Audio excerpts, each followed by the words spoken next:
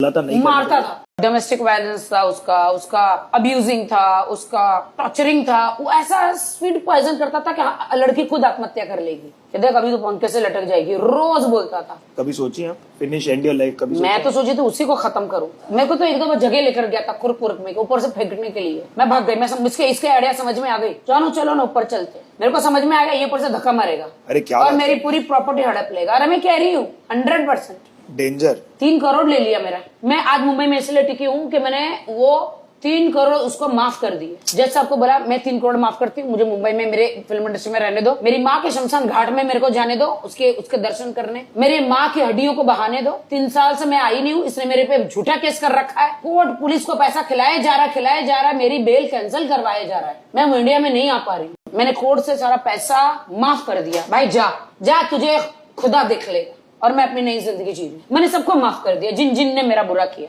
सब ब्लॉक में है।